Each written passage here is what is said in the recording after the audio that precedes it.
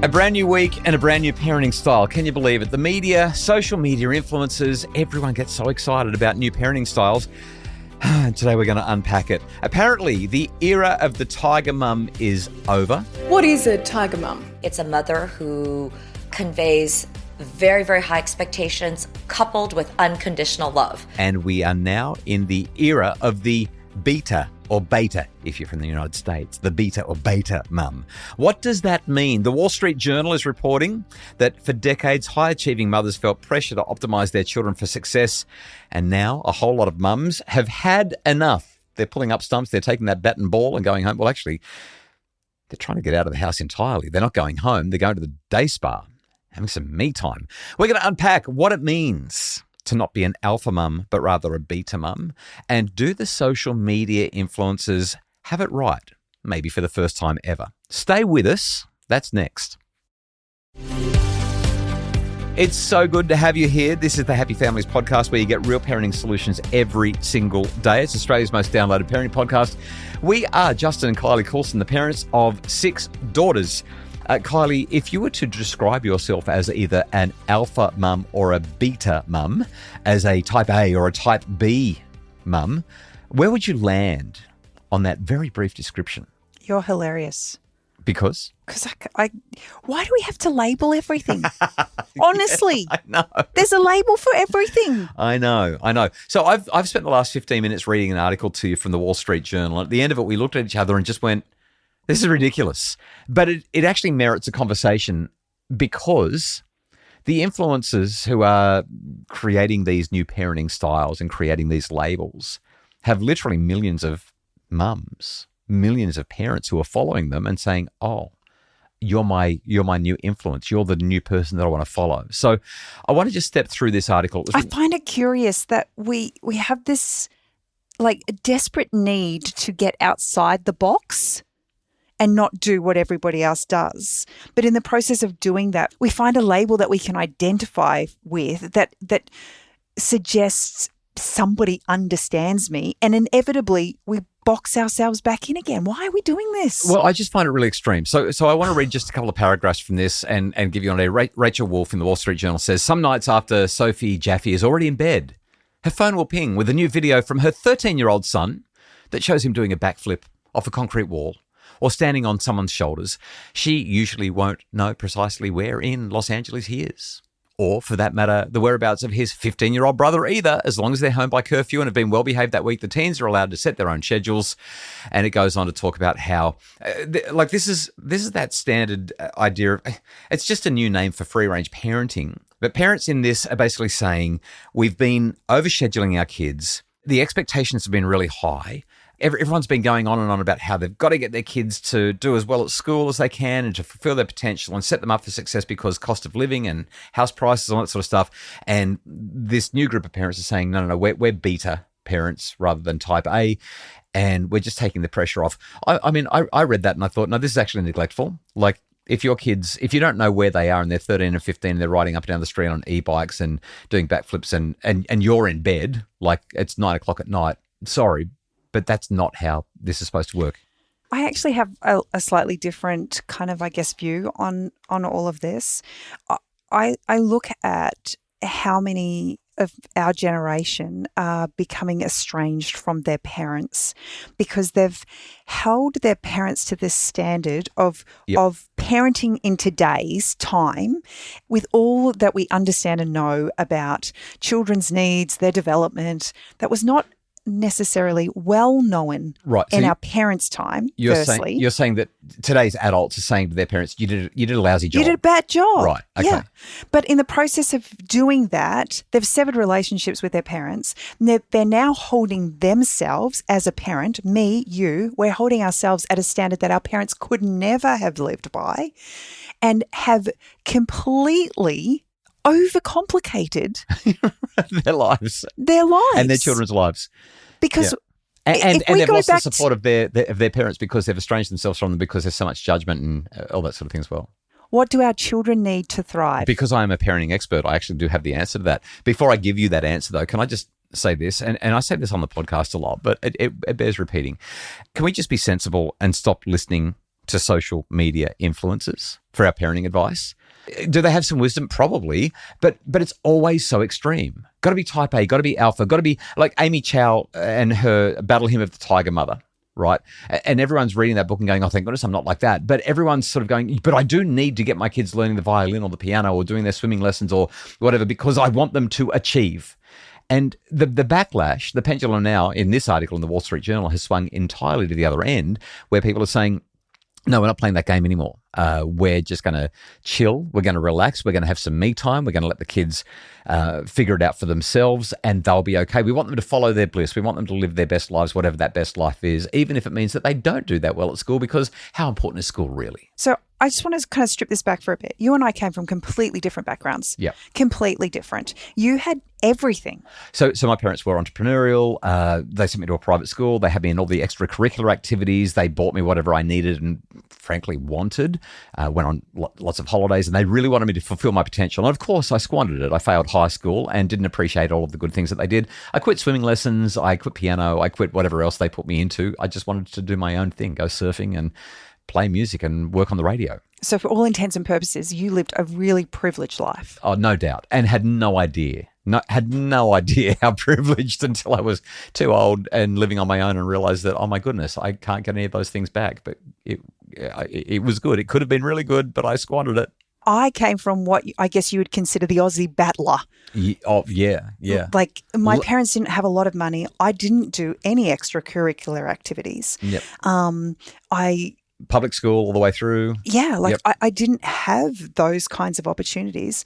But does that mean that my life, that I haven't had a successful life, that I haven't been able to contribute to society because I missed out on all of those privileges? Well, this is what I say when I do my parenting workshops on resilience. I'm like, why are we bashing our kids so hard to achieve their potential? Like, I didn't go to university. Just if you don't, I don't have an extra qualification. Did you know that 2/3 of Australian adults didn't go to university, and yet they're still making great contributions, enormous contributions to the world, to society, to their families, to their organisations that they work for, whatever it might be, their social groups, their churches, the sports club. Like the expectations are just bizarre. They're all topsy-turvy.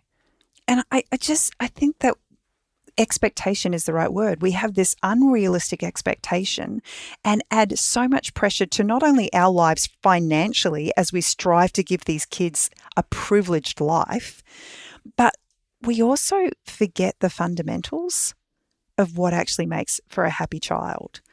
And our goal isn't happy, right?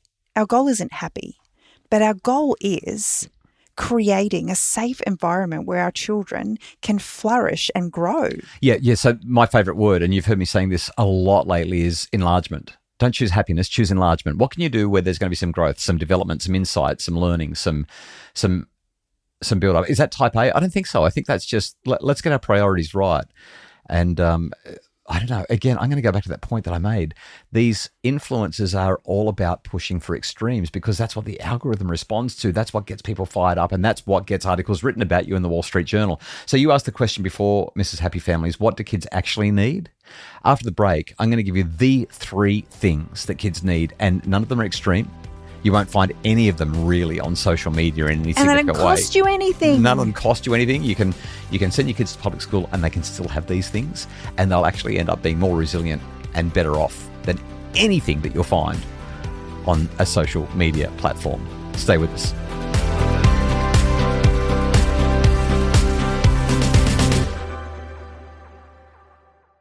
We're back. This is the Happy Families podcast where you get real parenting solutions every single day.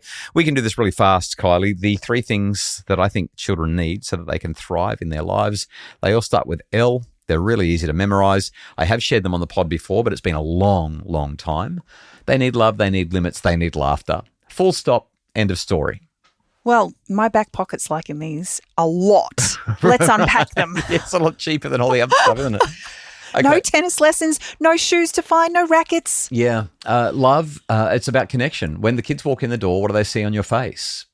Do they see delight and joy, or do they see a wrinkled, furrowed brow and an accusing stare because they haven't cleaned their room or they didn't wear their school cap home or whatever it might be? Like, love is about connection, feeling seen, heard, valued, and accepted. The kids spell love Time. Just like dollars are the currency of our economy, connection is the currency of our relationships. This is the stuff that I've been shouting from the rooftops for the last 15 to 20 years. So I'm a really visual person. Yeah. And when you say love, Yeah. the ultimate picture for me, the ultimate vision is having all of my children around the dinner table on Sunday night. Laughing and telling stories. Sharing stories, confessing to all of their misdemeanors that we didn't know anything about. Yep.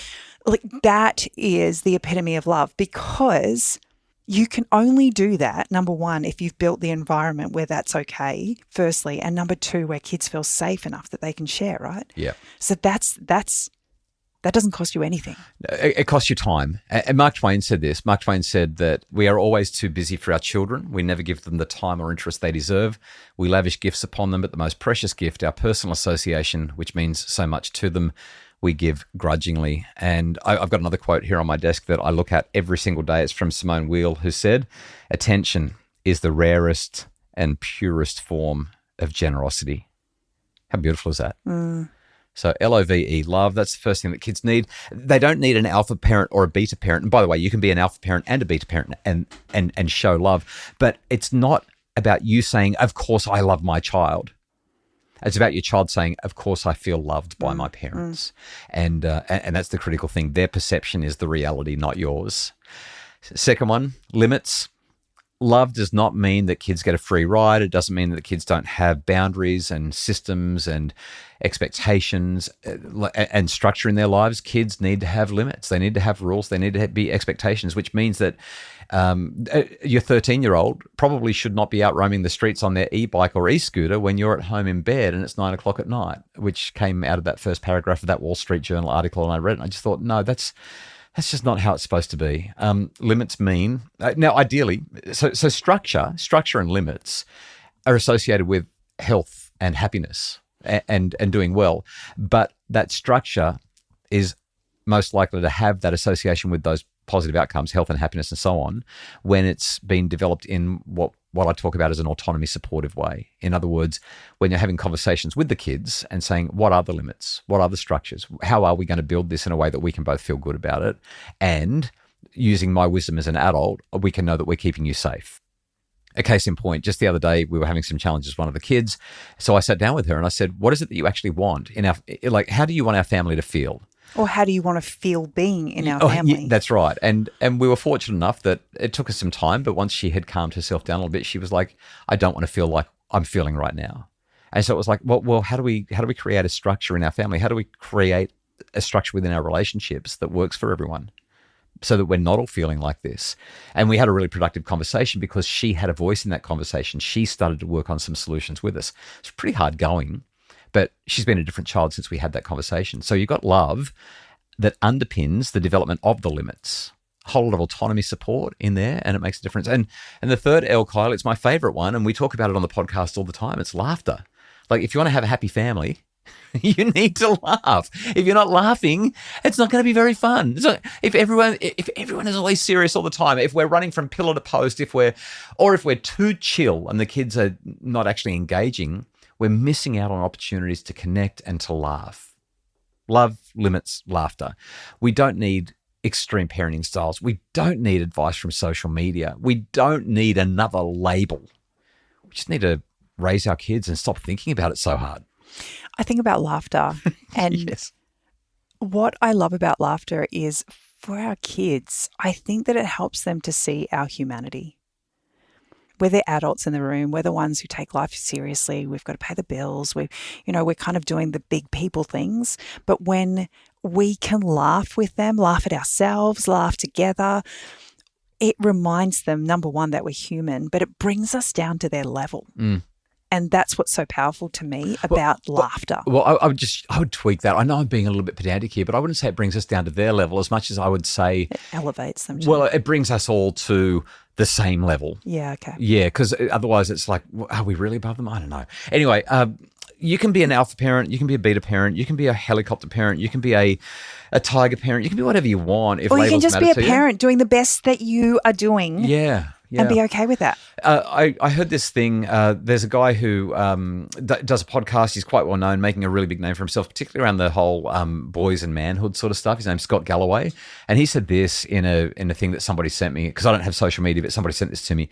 He said this. He said, in terms of, are you doing a good job as a parent? If you're doing a better job as a parent than your parents did with you, then you've understood the instructions, you've done it well. And if you're judging your parents for not being good, just pause for a moment and ask yourself, are they doing a better job than their parents did with them? Because if they've done a better job than their parents did with them, they understood the instructions and they got it right. We need to stop judging them and just appreciate that they had a decent crack.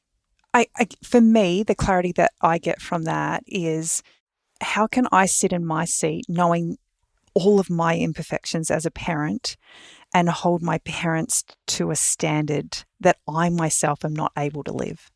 It's about grace. If we can just give each other grace. Yep, love it. Thanks so much for listening. Hey, this week, really, really exciting week on the podcast. Tomorrow, we're answering a question from Marlene from Melbourne, who wants to know, she's got a big family. How do you keep holidays affordable? We're going to talk about that in a cost of living crunch when winter holidays aren't too far away. Plus, a world record holder in free diving. That is, taking one very big deep breath and going under the water as deeply as you can, under the ice. Ant Williams. He's got a brand new book out about resilience and mental toughness. It's called Let It Be Tough.